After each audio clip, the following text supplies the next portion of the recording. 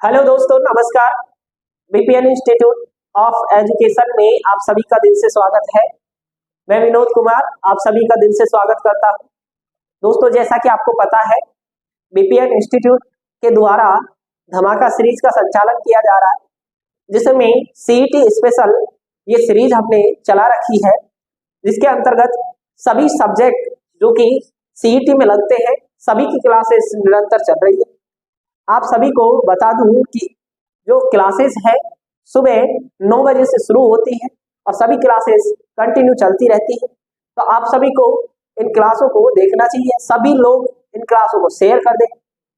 हमारे विषय की अगर बात करें तो मैं आपको जो सब्जेक्ट पढ़ा रहा हूँ वो पढ़ा रहा हूँ दोस्तों राजस्थान का भूगोल। राजस्थान के भूगोल में हमारा जो टॉपिक चल रहा है दोस्तों, राजस्थान में अफवाह तंत्र, उसकी चर्चा आज की क्लास में करने वाले हैं। सभी लोगों को क्लास शेयर कर दें और अधिक से अधिक लोगों को जोड़ दें। शुरुआत करते हैं आज की क्लास की।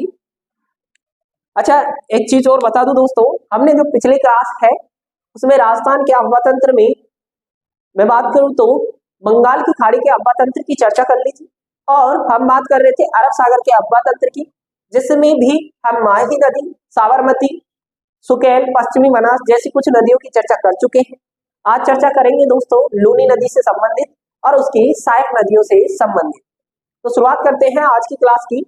हेडिंग लगा दे दोस्तों, वी पार्ट की बात कर रहे थे हम, और वी पार्ट अरब सागर, अरब सागर का अफवाह तंत्र जो लगभग 17.40% हिस्सा रखता है, ये बात हम कर चुके हैं दोस्तों। इसमें आप हेडिंग लगा दे दोस्तों 6 नंबर पे हेडिंग लगा दे दोस्तों। 5 नंबर तक हम बात कर चुके थे कल लूनी नदी।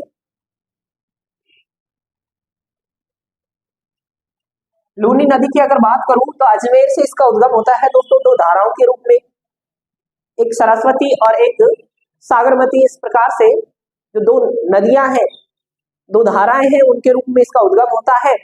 और अजमेर में एक स्थान है दोस्तों, बात करूं तो गोविंदगढ़, और गोविंदगढ़ में ही दोनों का मिलन होता है। उसके बाद में ये संयुक्त रूप से क्या कहलाती है? लूनी नदी कहलाती है। तो इसकी चर्चा करें दोस्तों, मैप के अंदर अगर स्थिति जाने, राजस्थान के मैप में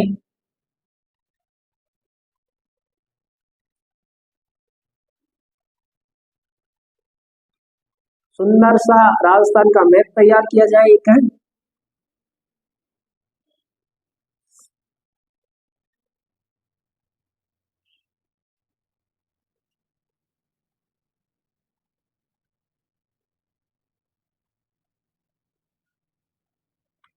राजस्थान में जो अरावली की पहाड़ियां हैं दोस्तों, अजमेर के निकट, वहीं से इसका उद्गम होता है दोस्तों। अजमेर में मैं बात करूं अरावली की पहाड़ियों से, एक तो पुष्कर झील के पास से सरस्वती नदी का उद्गम और धारा के रूप में, और दूसरा बात करूं तो नाग पहाड़ी से जो साबरमती है उसका उद्गम होता है, और दोनों का मिलन गोविंदगढ़ में होने के बाद क्या कहलाती है? लूनी नदी।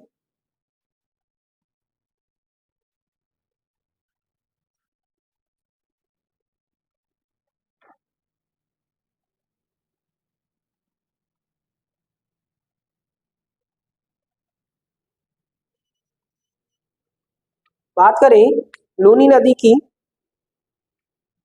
तो मैंने कहा कि पुष्कर जो झील है, पुष्कर झील, और ये कहां है? अजमेर। यहां से एक धारा निकल के आती है जिसका नाम है सरस्वती, और एक धारा निकलती है दोस्तों नाग पहाड़ी। अरावली में ही पहाड़ी है नाग पहाड़ी। इस पहाड़ी से सागरमती नामक एक धारा का उद्गम होता है, सागरमती। ये जो सागरमती है और जो सरस्वती है, दोनों कहाँ मिलती है? बात करें तो गोविंदगढ़ में। गोविंदगढ़ गढ़ नामक स्थान पर क्या होता है, इनका मिलन देखने को मिलता है। ये गोविंदगढ़ कहाँ पड़ता है, तो अजमेर, और यहीं से इसका नाम क्या पड़ जाता है, बात करें तो लूनी पड़ जाता है। लूनी नदी जो है बाड़मेर में का क्षेत्र, जो कि अभी अलग से जिला बन गया है बालोतरा, वहां तक मीठे जल के रूप में बहती है। लेकिन बात करूं बालोतरा के बाद तो इसका जल खारा हो जाता है, इसलिए इस नदी को मीठी खारी नदी के नाम से भी जाना जाता है। तो दोस्तों मैं बात कर रहा हूँ लूनी नदी की। हमने देखा कि नाग पहाड़ी से सागरमती और बात करें पुष्कर झील से सरस्वती, दो धाराओं का उद्गम होकर कहाँ मिलता है, गोविंदगढ़ में, और वहीं से क्या कहलाती है, लूनी नदी। अब बात करें इसकी सहायक नदियों की, तो सहायक नदियों में सबसे पहले हम देखें अगर दाईं ओर की, तो दाईं ओर से एक ही हिस्से में नदी मिलती है, हजारों बार इसी क्वेश्चन को आरपीएस से रिपीट करती है। आपको याद रखना है इस नदी का नाम है दोस्तों जोजड़ी नदी, जो कि लूनी में मिलने वाली दाईं ओर से एकमात्र नदी है।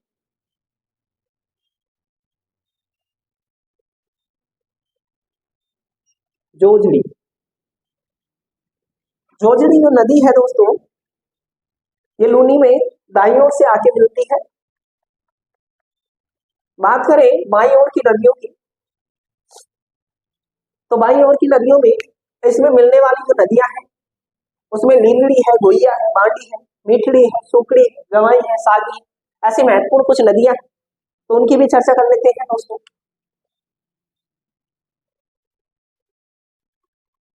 सबसे पहले बाईं ओर से मिलने वाली जो नदियां हैं उनमें एक नंबर पे इसमें नदी आके मिलती है दोस्तों लीलड़ी। लीलड़ी नदी आके मिलती है आगे गुहिया में, और गुहिया फिर मिल जाती है दोस्तों बांडी में। गुहिया गुहिया किस में मिल जाती है, बात करें तो बांडी नदी। इस प्रकार से तीनों नदियां मिलकर संयुक्त रूप से किस में चली जाती है, लूनी नदी में। इसके बाद आगे बात करूं दोस्तों, तो फिर इसमें एक नदी आके मिलती है दोस्तों मीठड़ी। एक नदी आके मिलती है दोस्तों मीठड़ी, फिर एक नदी आके मिलती है सुकड़ी, फिर एक नदी आके मिलती है जवाई पाली ओर से। तो मीठड़ी, सुकड़ी, जितने भी सुकड़ी मीठड़ी ऐसे नाम की नदियां वो सब इसी से जुड़ी हुई है। और फिर एक नदी आती है दोस्तों जवाई, जो कि पाली की तरफ से आके मिलती है, और अंतिम रूप से एक नदी आके मिलती है दोस्तों सागी। अच्छा, जवाई नदी की नदी सहायक है दोस्तों खारी नदी। तो अंतिम रूप से इसमें जो नदी आके मिलती है दोस्तों बाईं ओर से, उस नदी का नाम है दोस्तों सागी। इस प्रकार से इसकी जो सहायक नदियां हैं उनकी भी चर्चा इसी में हमने की। तो इस मैप को अपनी नोटबुक में एक्टिविटीज नोट डाउन कर ले, फिर आगे की चर्चा करते हैं।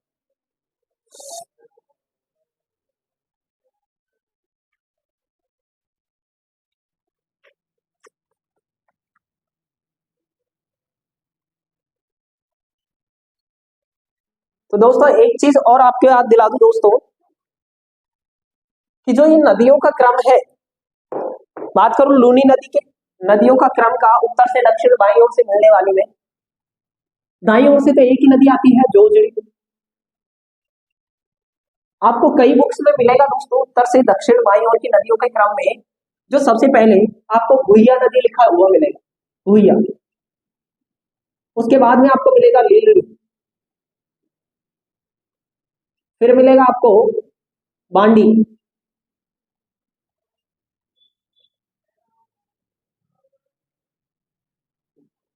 इस प्रकार से आपको क्रम मिलेगा। लेकिन ये क्रम क्या है, गलत है दोस्तों, ध्यान रखना। हमेशा जो लीलड़ी है वो गुहिया में आके मिलती है, इसका मतलब ये है कि एक नंबर पे अगर हम उत्तर से दक्षिण के क्रम की बात करें तो एक नंबर पे जो नदी आएगी दोस्तों वो आएगी हमेशा लीलड़ी। और लीलड़ी नदी किस में आके मिलती है, गुहिया में, और गुहिया फिर किस में मिलती है, बांडी में, और बांडी जाकर किस में मिलती है दोस्तों, लूनी में। तो ये चीज क्लियर कर ले दोस्तों, कई बुक्स में इसको उल्टा दे रखा है, आप इसको अच्छे से एक बार अपने नोट्स में नोट कर ले। तो अब चर्चा करते हैं दोस्तों लूनी नदी से संबंधित। सबसे पहले लिखते हैं दोस्तों उद्गम। क्या लिखोगे दोस्तों? उद्गम। उद्गम कहां से होता है बात करें तो लूनी नदी का जो उद्गम है दोस्तों दो धाराओं के रूप में होता है, दो धाराओं के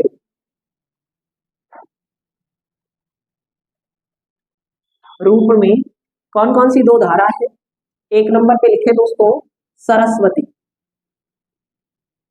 और सरस्वती के आगे डैश करके लिखते दोस्तों पुष्कर झील,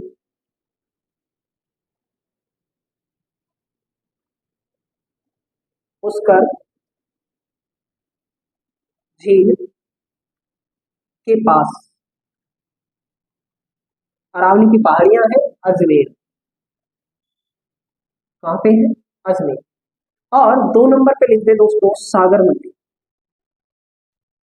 जो सागरमती है इसका उद्गम होता है दोस्तों नाग पहाड़ी, ये भी कहां पे है? अजमेर में, अरावली के पास।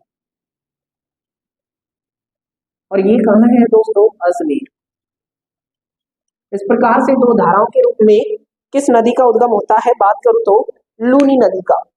बात करें लंबाई की तो कुल लंबाई है दोस्तों इसकी, कुल लंबाई 495 किलोमीटर।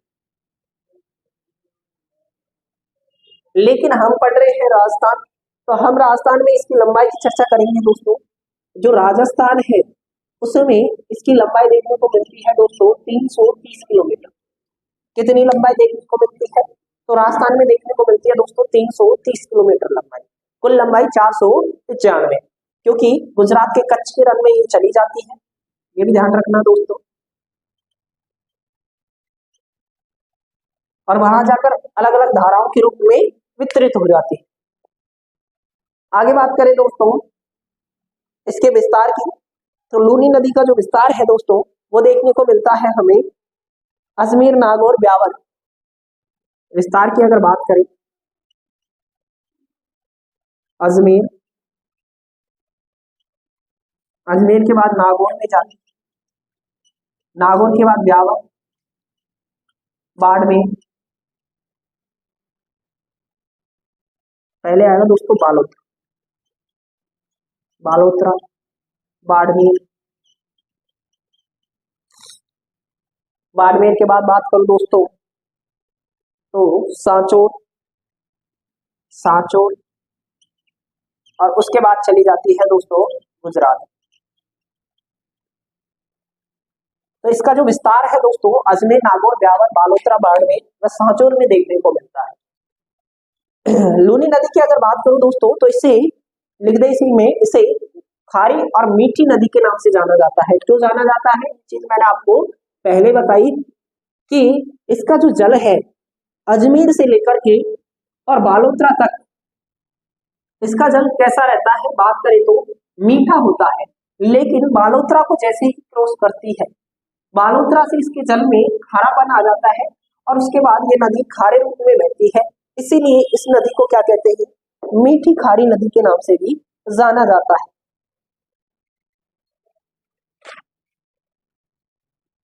अच्छा दोस्तों एक चीज और लिख दें इसी के साथ, जो दो धाराएं हैं, तो धाराओं का मिलन कहाँ होता है?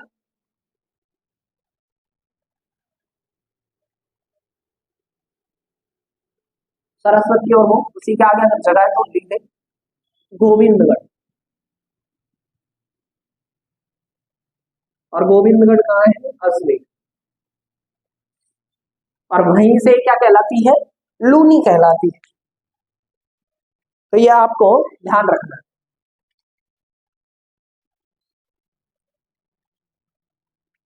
आगे बढ़ते हैं दोस्तों लूनी नदी के बारे में। तो लूनी नदी पर बात करें तो जोधपुर के अंदर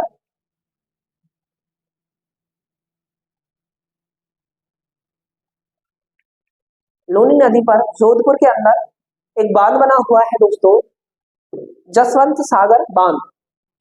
तो इस पर एक बांध है दोस्तों। बांध की अगर चर्चा करें कहां पे है? जोधपुर में। और जोधपुर में भी कौन सा? ग्रामीण। और कौन सा बांध बना हुआ है? तो जसवंत सागर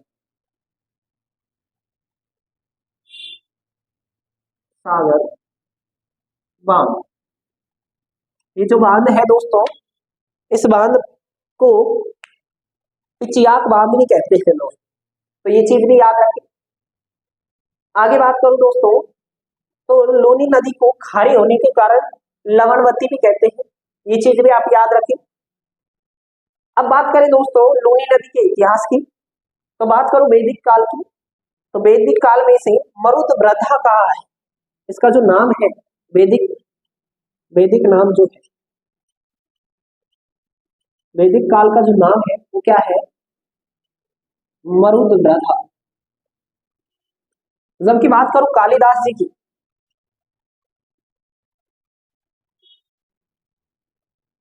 कालिदास जी ने इसको नाम दिया दोस्तों, इस नदी को बात करूं तो अंत सलीला कहा। कालिदास जी ने क्या नाम दिया दोस्तों? अंत सलीला।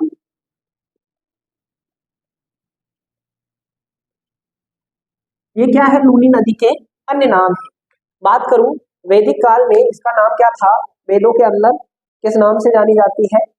वैदिक साहित्य में बात करें तो मरुद वृद्धा।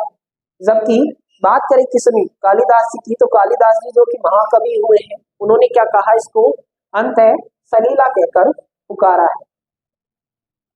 अब बात करें दोस्तों इस नदी के सहायक नदियों की, तो हेडिंग लगा दे दोस्तों लूनी नदी की सहायक नदियां, और उसमें भी एक नंबर पर हेडिंग लगा दे दोस्तों।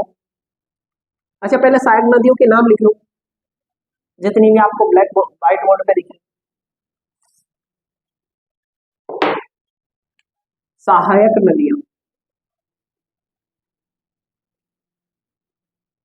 सहायक नदियों की अगर बात करूं तो दाईं ओर से मिलने वाली में एक नदी है जो कि एक ही मात्रा है जोजड़ी, और बाईं ओर से बात करें तो बाईं ओर से मिलने वालियों में सबसे पहले उत्तर से दक्षिण के क्रम में लिखता हूं। वापस से बात करूं तो लीलड़ी, लीलड़ी के बाद गुहिया, गुहिया के बाद बात करें तो बांडी, बांडी के बाद बात करें तो मीठड़ी, मीठड़ी के बाद बात करें तो सूकड़ी, सूकड़ी के बाद बात की जाए दोस्तों तो जवाई, और जवाई के बाद बात की जाए तो जवाई की एक सहायक नदी है, पोस्टक में लिख दे खारी, आगे लेस करके लिखे दोस्तों सागी, जो कि अंतिम इसकी क्या है? सहायक नदी है। अब इसमें एक नंबर पे हेडिंग लगा दे दोस्तों जोजड़ी, जोजड़ी नदी की चर्चा कर लेते हैं। सहायक नदियों में एक नंबर, और नदियों के क्रम में बात करें तो कौन से नंबर की लगेगी? अब 7वें नंबर की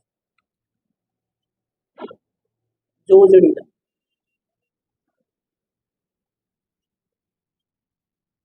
जोजड़ी नदी की अगर मैं बात करूं दोस्तों, जोजड़ी नदी का उद्गम होता है दोस्तों नागौर में। नागौर में एक स्थान है दोस्तों पांडुपु, पांडुलु जो गांव है वहीं से इसका क्या होता है दोस्तों? उद्गम देखने को मिलता है। तो उद्गम लिख दे दोस्तों, उद्गम नागौर, कोष्टक में चाहे तो पांडुलु, पांडुलु लिख दे, पांडुलु, पांडुलु ये क्या है? गांव है। और एक लाइन और लिख दे, लूनी की एकमात्र दाईं ओर से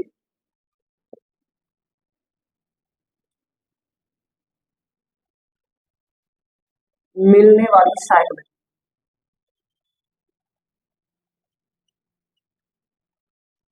सहायक नदी है।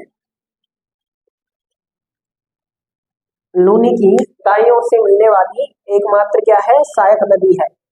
अब अगली हेडिंग लगा दे दोस्तों 8 नंबर पे आप लीलड़ी, लीलड़ी के बारे में लिखे दोस्तों।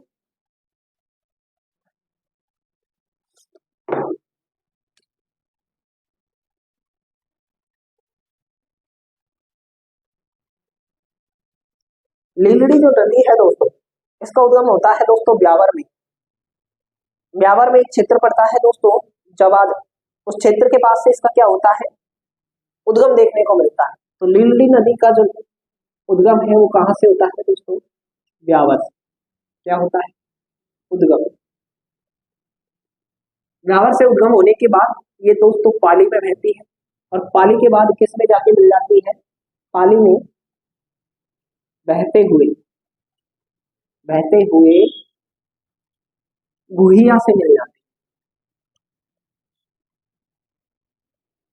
जाती है।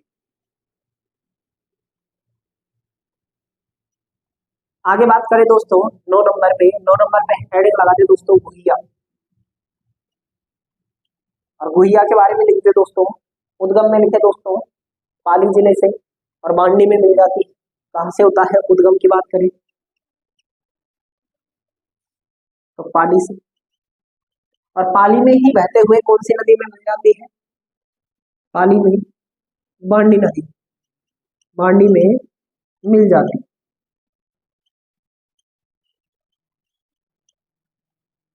इसके बाद दोस्तों हेडिंग लगा दी 10 नंबर पे बांडी नदी।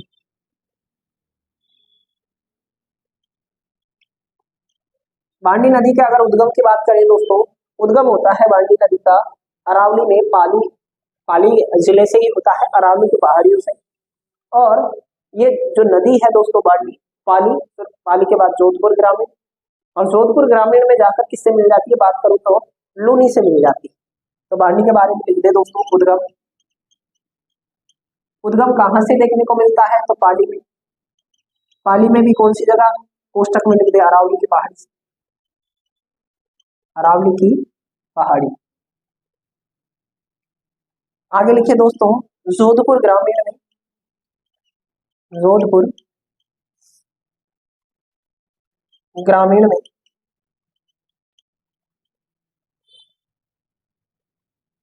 लूनी से मिल जाती, लूनी से मिल जाती।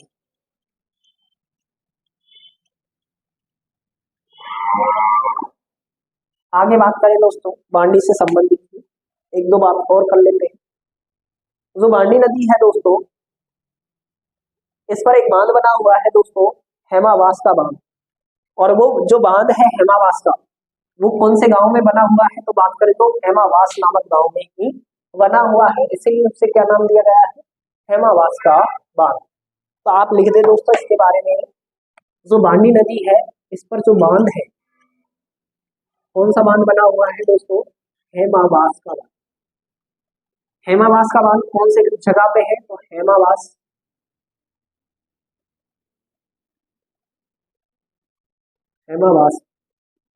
गांव, हेमावास गांव के अंदर इस पे क्या बना हुआ है? बांध। और ये हेमावास जो गांव है ये कहाँ पड़ता है? ये भी लिख दे दोस्तों पाली के अंदर, ताकि कंफ्यूजन दूर हो जाए। एक और बात करूं दोस्तों इस नदी के बारे में, तो जो बांडी नदी है इसका जल राजस्थान में सबसे ज्यादा प्रदूषित देखने को मिलता है। क्यों मिलता है? पाली जो शहर है वो इस नदी के किनारे पे है। इस नदी के किनारे पे होने के कारण पाली जिले में बहुत सारी कपड़े की रंगाई छपाई व चमड़े से संबंधित क्या है बात करूं तो फैक्ट्रियां है, उद्योग है, और उनका जो जल है दूषित जल उसको किस में छोड़ दिया जाता है? इस नदी में। और इस नदी से बहते हुए वो किस में चला जाता है? लूनी नदी में। इस कारण से जो बांडी नदी है वो स्वयं दूषित होने के साथ साथ लूनी नदी को भी क्या कर देती है? दूषित। और इस नदी का जो जल है सर्वाधिक दूषित देखने को मिलता है। तो चाहे तो लिख दे इसमें। और एक जो मील है सूती कपड़े की उसका नाम भी लिख सकते हो, महाराजा उम्मेद ने, जो कि कहाँ है? पाली के अंदर ही। तो आप ये लाइन भी ऐड कर दो दोस्तों इसी में, महाराजा उम्मेद मिल्स के कारण इस नदी का जल सर्वाधिक प्रदूषित पाया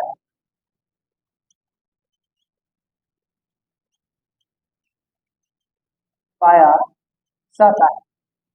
इसके कारण महाराजा उम्मेद मिल्स के कारण। और ये जो मिल्स है किसकी है? सूती कपड़े की रंगाई छपाई है, सूती कपड़े से संबंधित। बात करें कहाँ पे है तो कोष्टक में पाली और लिख दे। कई बार केवल मिल से उद्योगों का जब क्वेश्चन आता है तो सीधे मेल पूछ लेता है। सूती कपड़े की महाराजा उम्मेद मिल्स कहाँ है, तो आपको पता होना चाहिए पाली के अंदर। अब आगे बात करते हैं दोस्तों अगली नदी की, और अगली नदी का हेडिंग लगा दे दोस्तों आप। बात करूं तो ये कौन से नंबर की थी, 9 नंबर की। 10 नंबर पे आप हेडिंग लगा दे दोस्तों मीठड़ी नदी। मीठड़ी नदी की भी चर्चा कर लेते हैं।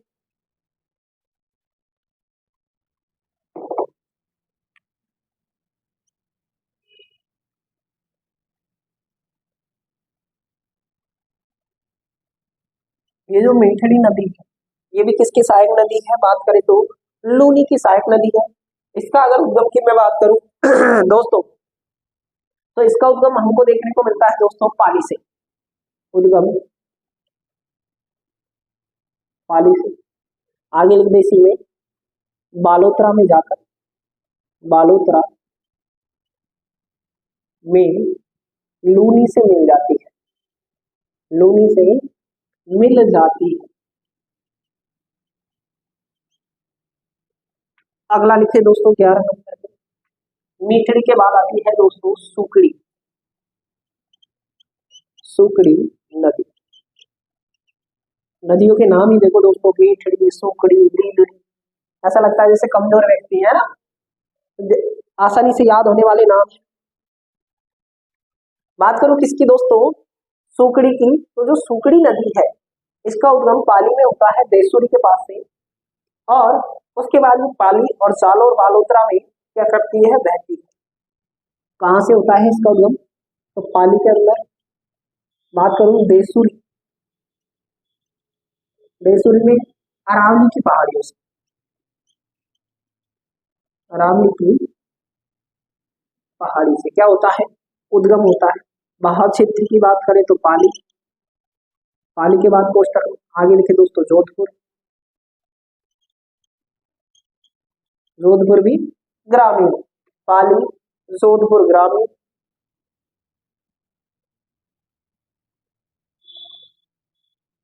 एक मिनट दोस्तों, पाली के बाद जोधपुर में कैसे जाएगी, जालोर और बालोतरा में बहती है, तो इसको हटा दो दोस्तों, जोधपुर नहीं आएगा, यहाँ क्या आएगा, जालोर व बालोतरा। क्या देखने को मिलता है दोस्तों, इसका हमें विस्तार देखने को मिलता है। इसके बाद किसमें मिल जाती है, सुकड़ी नदी जाकर किसमें मिल जाती है, लूनी में मिल।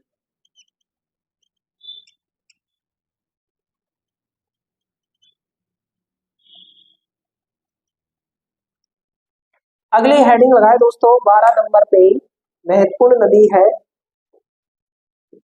अच्छा, सुकड़ी नदी पे एक बांध है दोस्तों, बांकली बांध, तो उसको भी आप लिख सकते हो दोस्तों, जालोर के अंदर बना हुआ है, तो आप एक और लिख दे इसे, बांध इंपॉर्टेंट है। जालोर में कौन सा बांध है, तो मैंने कहा बांकली बांध, बांकली बांध बना हुआ है। आगे बात करते हैं दोस्तों 12 नंबर पे हेडिंग लगा दे दोस्तों सवाई नदी, और इसकी थोड़ी चर्चा हमारी इन नदियों से ज्यादा चलने वाली। जवाई नदी जो कि पाली जिले से निकलती है और जिस पर बात करें तो जवाई बांध बना हुआ है पाली के अंदर। जवाई नदी, इस नदी के उद्गम की बात की जाए तो इसका जो उद्गम है दोस्तों, उद्गम वो देखने को मिलता है हमें दोस्तों पाली के अंदर से।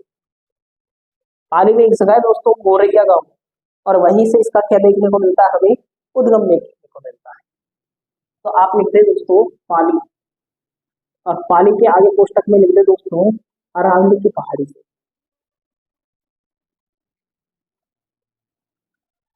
बात करूं लूनी की जितनी भी बाईं ओर से मिलने वाली सहायक नदियां हैं सबका उद्गम अरावली से होता है। आगे बात करें दोस्तों, अगर बात करूं जवाई नदी की, तो जवाई नदी पर सबसे पहले लिख दे दोस्तों एक बांध बना हुआ है दोस्तों, बांध के बारे में चर्चा कर लेते हैं, और इस बांध का नाम है दोस्तों जवाई बांध। और ये जो जवाई बांध है, ये जो जवाई बांध है दोस्तों, ये कहाँ है पहले पाली में ही, और इसी से पाली को जल की व्यवस्था होती है दोस्तों। एक और इम्पोर्टेंट बात इस बांध के बारे में, जो कि हम पहले भी कर चुके हैं जब हमने चर्चा की थी बनास की सहायक नदियों की, तब हमने इससे संबंधित चर्चा की थी। एक नदी थी दोस्तों, बात करूं तो बनास की सहायक नदी, और उसी से जो साबरमती का अतिरिक्त जल होता है साबरमती, उसको किस में लेके आया जाता है, सॉरी साबरमती की सहायक नदी थी, जिसका माध्यम से जो उसका जल है अतिरिक्त, उसको किस में लाया जाता है, जमाई बांध में। तो इसी में लिखते हैं आप दोस्तों साबरमती के अतिरिक्त जल को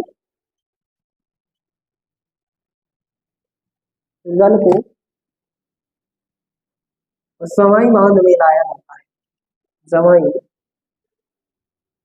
बांध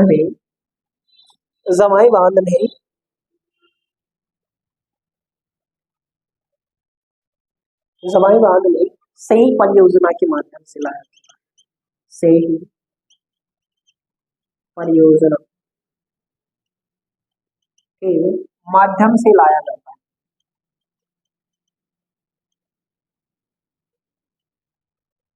माध्यम से लाया जाता है सही नदी से।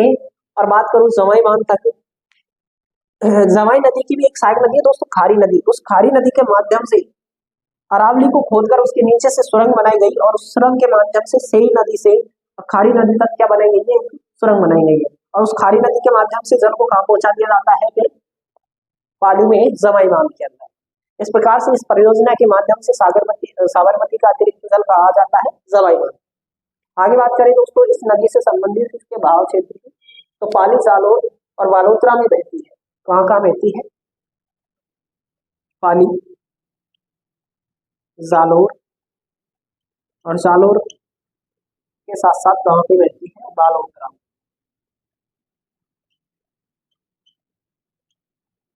कहाँ पे बहती है दोस्तों, बालोतरा। अब फिर कहाँ चली जाती है, बात करूं तो किसमें मिल जाती है, लूनी नदी से मिल जाती है। इसके बाद बात करूं दोस्तों इसकी सहायक नदी की, तो इसकी एक सहायक नदी है, और उस सहायक नदी का नाम भी लिखते हैं दोस्तों सहायक नदी, सहायक नदी, और उसका नाम लिखते हैं दोस्तों खारी। अच्छा दोस्तों अभी तक हम 3 खारी नदियां पढ़ चुके हैं। अच्छा याद दिलाता हूँ एक बार, ये लिख लिया, अब बढ़ते हैं आगे। 3 खारी नदियों की चर्चा अभी तक हम कर चुके हैं, जिसमें से 2 को पढ़ लिए, 2 और बाकी है। याद दिला दो कौन कौन सी खारी नदी पढ़ी। एक खारी नदी पढ़ी हमने दोस्तों सबसे पहले बनास की सहायक नदी। ये जो खारी नदी है बनास की, आपको पता है दोस्तों बीसलपुर के पास खारी, डाई और बनास तीनों संगम बनाती है। तो एक खारी पढ़ी हमने किसकी सहायक नदी, बनास की। फिर से हमने खारी एक सहायक नदी पढ़ी, किसकी बात करें तो लूनी की, जो कि अभी जस्ट पढ़ी हमने कि लूनी की एक सहायक नदी है जो दवाई बांध के पास आके मिलती है, और उसका नाम भी क्या है, खारी। और एक खारी नदी और पढ़ने वाले हो दोस्तों, जिसको की अगर मैं चर्चा करूं, जो जाके गिरेगी सांवर झील। इसका जल कहां पे आके गिरता है, बात करूं तो सांवर झील। इस प्रकार से राजस्थान में 3 खारी नदियां आपको देखने को, तो कंफ्यूजन बिल्कुल ना हो। ये ध्यान रखना है कि किस नदी के बारे में पूछ रहा है, किसकी सहायक पूछ रहा है। अगर वो लूनी की खारी बात करूं जमाई नदी की खारी सहायक पूछता है, तो जमाई नदी की सहायक नदियों में खारी ऑप्शन देता है, तब भी आंसर सही है। बोल बनास नदी के सहायक नदियों में ऑप्शन देता है खारी, तब भी सही है। और वो अगर सांवर झील में गिरने वाली नदियों में ऑप्शन देता है खारी, तब भी सही। तो आपको तीनों याद रखने हैं, कंफ्यूजन बिल्कुल नहीं रखना है। राजस्थान में 3 खारी नदियां हैं, और तीनों का मैंने आपको चर्चा कर दी। आगे बढ़ते हैं दोस्तों, अब आगे हेडिंग लगा दे दोस्तों 13 नंबर पे अंतिम जो लूनी की सहायक नदी है उसकी भी चर्चा हम कर लेते हैं। अंतिम जो सहायक नदी है 13 नंबर पे सागी नदी। सागी नदी, ये जो सागी नदी है दोस्तों, इसके अगर उद्गम की मैं बात करूं दोस्तों, उद्गम देखने को मिलता है हमें जालौर के अंदर जसवंतपुरा से, और जालौर सांचौर में बहते हुए लूनी से क्या है मिल जाती है। उद्गम जसवंतपुरा पुरा की पहाड़ी से, जालोर के भाग क्षेत्र की बात करें तो जालोर, जालोर के बाद सांचौर, और सांचौर के बाद इसमें मिल जाती है, बात करूं तो लूनी से मिल जाती है। किससे मिल जाती है? लूनी से मिल जाती है। और एक लाइन और लिख दे दोस्तों, लूनी की बाईं ओर से, लूनी की बाईं ओर से मिलने वाली अंतिम सहायक नदी है। अंतिम सहायक नदी कौन सी है? बात करूं तो सागी नदी है।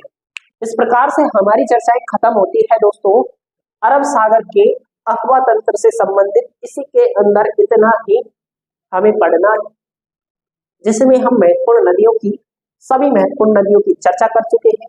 लूनी नदी सबसे ज्यादा महत्व रखती है, और इसमें भी इसकी सहायक नदियां, जिसमें मैं बात करूं तो सबसे ज्यादा जो इम्पोर्टेंट जो नदी है वो है जोजड़ी, जिसको आपको याद रखना है दोस्तों, नागौर से जिसका मतलब होता है, तो आप याद रखें। आगे बढ़ते हैं दोस्तों। इसके बाद अब बात करते हैं दोस्तों राजस्थान का जो सबसे बड़ा क्षेत्र पर फैला हुआ अफवाह क्षेत्र है। बात करूं तो राजस्थान का आंतरिक अफवाह तंत्र, राजस्थान का आंतरिक अफवाह तंत्र सी पार्ट की चर्चा करेंगे। बंगाल की खाड़ी का अफवाह तंत्र पढ़ चुके, लगभग मैं बात करूं कितना है, सॉरी लगभग 22.40% क्षेत्र। इसी के साथ हम अरब सागर का पढ़ चुके 17 पॉइंट और कुछ और। अब बात करेंगे दोस्तों किसकी, आगे कंटिन्यू इसी से संबंधित।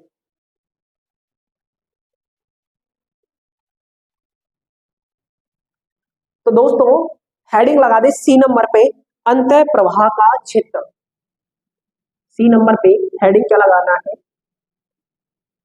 अंतः प्रवाह क्षेत्र।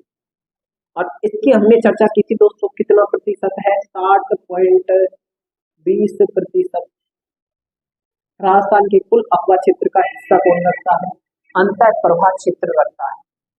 अंतः प्रवाह क्षेत्र की जो नदियां हैं उसके बारे में मैं आपको बता दूं पहले दोस्तों। अंतः प्रवाह की जो नदियां हैं वो राजस्थान में उनका उद्गम हो जाता है। कैसे भी राजस्थान में अगर वो नदी आती है, लेकिन मैं बात करूं उस नदी का जो जल है किसी भी प्रकार से महासागर में नहीं जाके गिरता।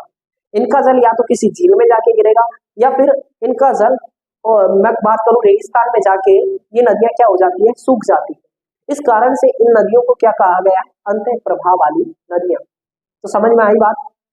जिन नदियों का जल किसी भी प्रकार से सागर में अगर नहीं जाके गिरे, सहायक नदी के माध्यम से या कैसे भी, वो क्या कहलाती है? अंतः प्रवाह। तो आप चाहो तो इसमें इसका अर्थ लिख सकते हैं। बात कर लेते हैं अंतः प्रवाह की। तो सबसे पहले स्थिति जान लेते हैं कि राजस्थान में ऐसी कितनी नदियां हैं जो अंतः प्रवाह वाली है।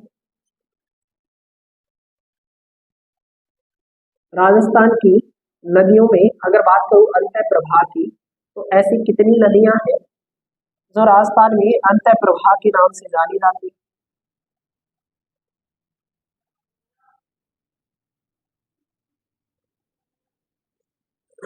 बात करें दोस्तों राजस्थान की नदियों की, सबसे पहले राजस्थान का एक मैप, और उस मैप के अंदर हम इनकी स्थिति लिखेंगे। राजस्थान का जो मैप है दोस्तों, उसी में हमें राजस्थान की अंतर प्रवाह की नदियां देखने को मिलती है। सबसे पहले बात करते हैं दोस्तों सांभर झील से संबंधित। जयपुर अजमेर नागौर के क्षेत्र में एक झील है दोस्तों, और उस झील का नाम क्या है? बात करें तो सांभर झील। इधर ले, सांभर झील।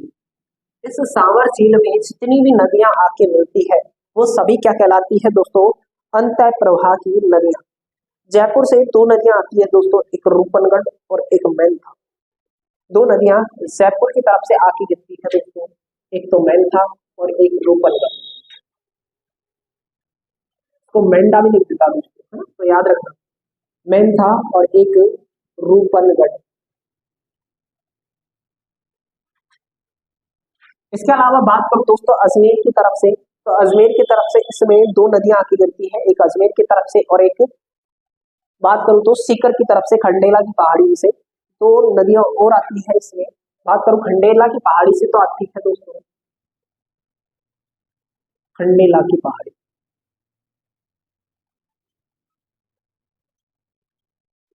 और एक आती है दोस्तों अजमेर की तरफ से।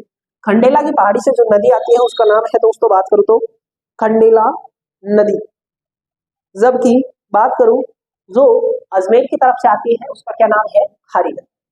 खंडेला की पहाड़ी से जो आने वाली नदी है उसका नाम क्या है, खंडेला।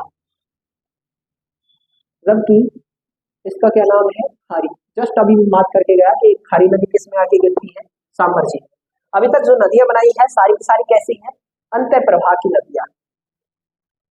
आगे बात करूं दोस्तों इस खंडेला की पहाड़ी से एक नदी दोस्तों निकलते हुए नीम का थाना, और नीम का थाना के बाद में कहाँ चली जाती है, बात करूं तो इसी पहाड़ी से चली जाती है किसमें, बात करूं तो हरियाणा में। और इस नदी का नाम है दोस्तों कातली नदी। क्या नाम है दोस्तों, कातली। एक नदी दोस्तों ऊपर पंजाब की तरफ से आती है और हनुमानगढ़, गंगानगर, अनूपगढ़ से बहते हुए पाकिस्तान में चली जाती है। इस नदी का नाम है दोस्तों घग्गर नदी। क्या नाम है, घग्गर नदी। ये भी कैसी है, अंतः प्रवाह की नदी। कैसी नदी है दोस्तों, अंतः प्रवाह की नदी। जयपुर के पास से दो नदियां और निकलती है दोस्तों, एक रूपन रेल और एक साबी नदी। साबी, साबी सेवर की पहाड़ियों से साबी नदी, और एक निकलती है दोस्तों रूपन रेल। ये जो नदियां हैं ये भी दोनों कैसी है दोस्तों, अंतः प्रवाह की नदियां हैं। कैसी नदियां हैं, बात करूं तो अंतः प्रवाह की। एक नदी आपको दोस्तों बुझ जो झील पड़ती है जैसलमेर के अंदर, वहां देखने को मिलेगी दोस्तों, जिसका नाम है दोस्तों बात करूं तो मसूरती या फिर कानके नदी। एक नदी आती है जो बुझ झील में मिल जाती है, मसूरती नदी, इसी को कानके नदी कहते हैं। एक नदी यहाँ बहती है दोस्तों लिंक नदी, लिंक नदी। और इस झील का नाम क्या है दोस्तों, बात करूं तो बुझ झील। ये जो मैंने जितनी भी नदियां बनाई है दोस्तों, ये सभी की सभी नदियां कैसी है, अंतः प्रवाह की नदियां। बाण गंगा को भी कभी कभी इसमें रखता है, लेकिन बाण गंगा एक बार फिर से क्लियर कर दूं, अंतः प्रवाह की नहीं मानी जाती, क्योंकि उसका जल पहले किसमें जाके गिरता था, यमुना नदी में। वर्तमान में वर्षा कम होने के कारण उसका जल किसमें नहीं जाके गिरता, यमुना नदी। फिर भी उस नदी को किसमें शामिल किया जाता है, बात करूं तो बंगाल की खाड़ी के अफवाह तत्व। तो इसको नोट डाउन कीजिए, फिर हम चर्चा करते हैं इससे संबंधित सभी बातों। इसमें एक नंबर पे हेडिंग लगा दो दोस्तों घग्गर नदी।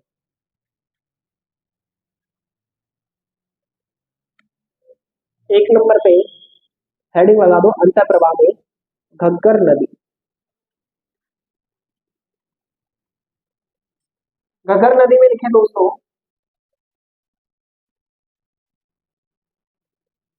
सबसे पहले लिखे दोस्तों उद्गम, उद्गम कालका की पहाड़ी, हिमाचल प्रदेश। कालका की पहाड़ी हिमाचल प्रदेश से क्या होता है, उद्गम। उसके बाद ये पंजाब में बहती है, हरियाणा में बहती है, पंजाब हरियाणा में बहती है, और उसके बाद कहाँ आती है, बात करूं तो राजस्थान, राजस्थान में।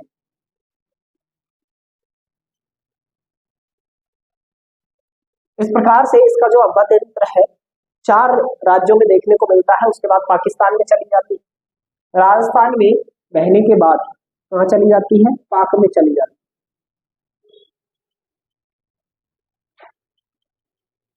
अब बात कर लेते हैं राजस्थान में।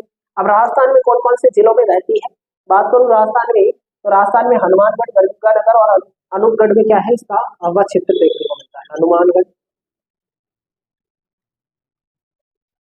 गंगानगर व अनूपगढ़। अनूपगढ़ अभी बीकानेर और गंगानगर से एक नया जिला बना है, इसके अंदर भी इसका क्या देखने को मिलता है, हमें अवा क्षेत्र देखने को मिलता है। अच्छा, और बातें लिखी इस नदी के बारे में। राजस्थान में, राजस्थान में इस नदी के क्षेत्र को, इस नदी के क्षेत्र को नाली प्रदेश कहा जाता है, नाली प्रदेश कहा जाता है। एक और बात लिखिए, हनुमानगढ़ जिले में, हनुमानगढ़ जिले में इस नदी के किनारे पर एक सभ्यता है दोस्तों, कौन सी, तो कालीबंगा।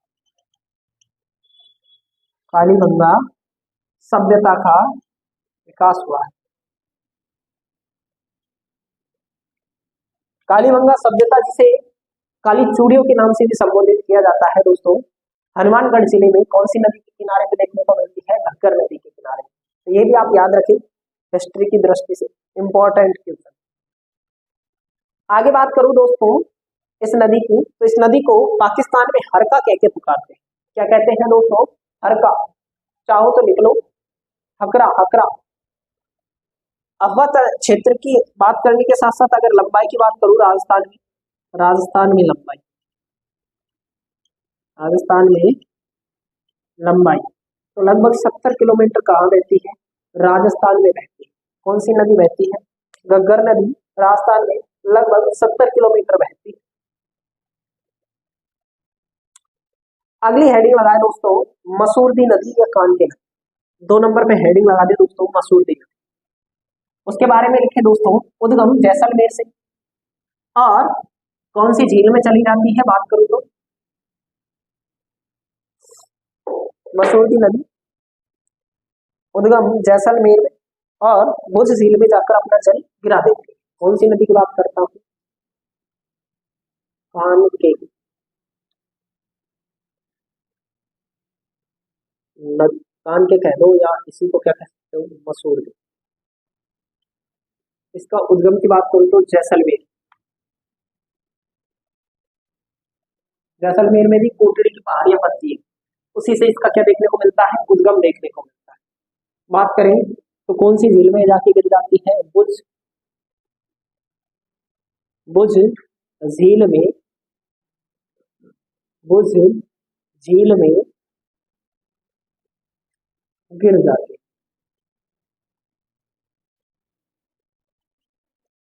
आगे बात करते हैं दोस्तों, इसके बाद अगले लिख दे दोस्तों लिंक नदी, और उसका नाम भी लिख दे दोस्तों जैसलमेर में, केवल डैश करके लिख दे कहाँ पे है, जैसलमेर में, 3 नंबर। और 4 नंबर पे हेडिंग लगा दे दोस्तों कांतली नदी, 4 नंबर पे कांतली नदी।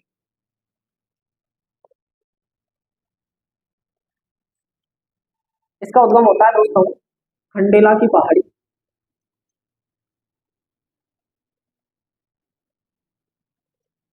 खंडेला की पहाड़ी, और ये कहाँ है दोस्तों, सीकर में।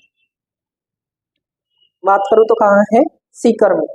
यहाँ से इसका क्या देखने को मिलता है, उद्गम देखने को मिलता है। महाव क्षेत्र की अगर बात करूं दोस्तों, महाव क्षेत्र की अगर बात की जाए तो इसका भाव क्षेत्र देखने को मिलता है सीकर, सीकर से एक जिला बना है नीम का थाना, नीम का थाना, और नीम का थाना की बात चली जाती है झुंझुनू में, और झुंझुनू के बाद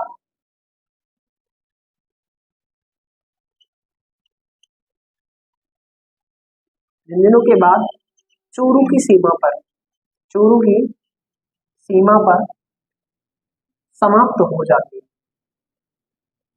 समाप्त हो जाती है या फिर लुप्त हो जाती है। अच्छा, इसके बारे में लिख दे दोस्तों, इसकी जो लंबाई है लगभग 100 किलोमीटर है, कुल लंबाई लंबाई कितनी है? तो 100 किलोमीटर लगभग रहती है। इसके क्षेत्र को क्या कहते हैं वो भी लिख दे दोस्तों। इसके क्षेत्र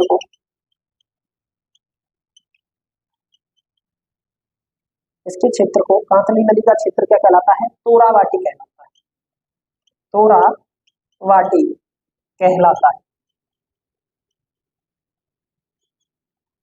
क्या कहलाता है? कांतली नदी का क्षेत्र तोरावाटी कहलाता है। अगली हेडिंग लगाए दोस्तों, खंडेला नदी।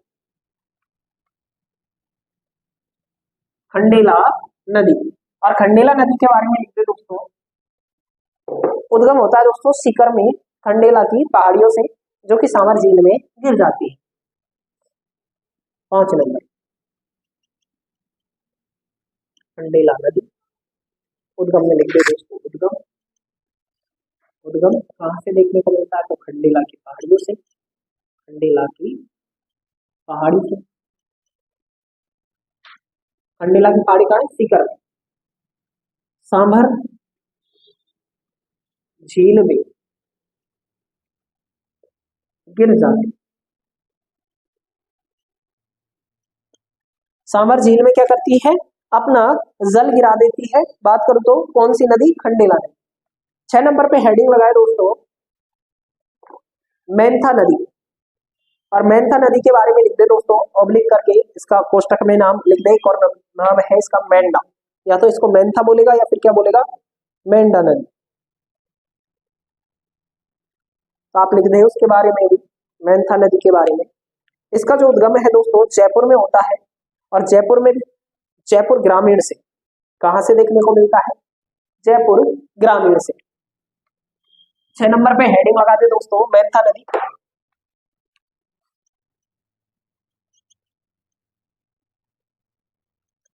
इसी को क्या कहते हैं? मेंढा भी कहते हैं। याद रखें। उद्गम जयपुर ग्रामीण। जयपुर ग्रामीण में मनोहरपुरा की पहाड़ी से। सांभर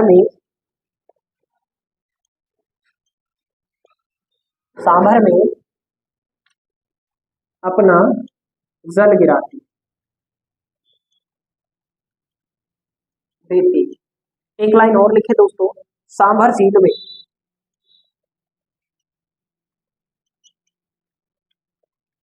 सर्वाधिक सांभर झील में सर्वाधिक लवण की मात्रा ले जाने वाली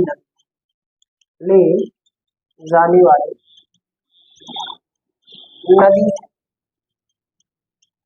आगे लिखे दोस्तों 7 नंबर पे रूपनगढ़। 7 नंबर पे हेडिंग लगा दे दोस्तों, रूपनगढ़। क्लास का टाइम हो गया है अगली का, इसलिए थोड़ा जल्दी लिखे। 7 नंबर पे हेडिंग लगा दे रूपनगढ़। ये जो रूपनगढ़ नदी है दोस्तों, इसका उद्गम देखने को मिलता है अजमेर जिले से। कुचिल झील के पास से इसका क्या होता है? उद्गम होता है।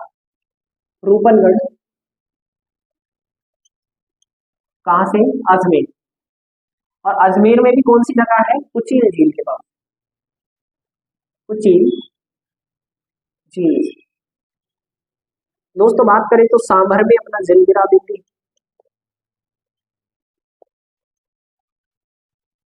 अपना जल गिराती है। इसके बाद बात करूं दोस्तों अगली नदी की हेडिंग लगाए दोस्तों, खारी नदी। और खारी नदी के बारे में भी लिख दे।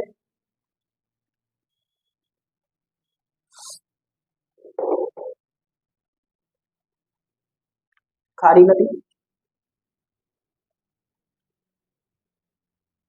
बात करूं 8 नंबर पे, खारी नदी का उद्गम होता है दोस्तों डिडवाना कुचामन से।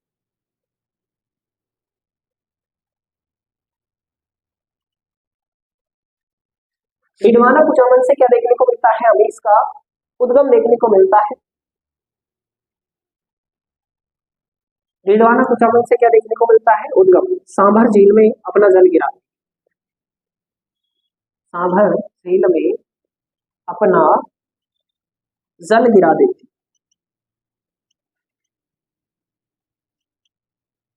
अगली हेडिंग लगाए दोस्तों 9 नंबर पे बात करूं तो साबी नदी। साबी नदी उद्गम की अगर बात करूं दोस्तों जयपुर ग्रामीण में सेवर की पहाड़ी, जयपुर ग्रामीण में सेवर की पहाड़ी से क्या देखने को मिलता है हमें, साबी नदी का उद्गम देखने को मिलता है, जो कि कोटपुतली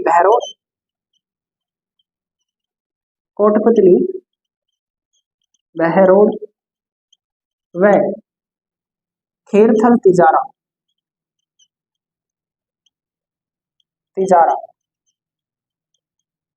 से बहते हुए हरियाणा में चली जाती है। हरियाणा में चली जाती और हरियाणा में भी पटौदी के पास क्या हो जाती है, लुप्त हो जाती है। अंतिम हेडिंग लगाए दोस्तों 10 नंबर पे, आज की क्लास का अंतिम नदी हम पढ़ेंगे 10 नंबर पे, जो कि बची हुई है रूपन रेल नदी। कौन सी नदी, रूपन रेल नदी, इसकी भी चर्चा कर लेते हैं। इसके बाद आज की क्लास को यही समाप्त करेंगे। रूपन रेल नदी उद्गम की बात करो दोस्तों, इसका उद्गम भी देखने को मिलता है हमें अलवर में उदयनाथ की पहाड़ियों से क्या होता है, इसका उद्गम होता है दोस्तों। उदयनाथ की पहाड़ी कहां से, अलवर से क्या होता है, इसका उद्गम देखने को मिलता है। आगे बात करूं दोस्तों तो भरतपुर के पास मोती झील में क्या होता है, ये अपना जल गिरा देते हैं। मोती झील में अपना जल गिरा देते, कोष्टक में लिखते भरतपुर, जहां पर लोहागढ़ दुर्ग बना हुआ है। तो दोस्तों आज की क्लास में इतना ही। क्लास को अधिक से अधिक शेयर करें, लाइक करें, कमेंट करें। तब तक के लिए धन्यवाद। जय हिंद, जय भारत।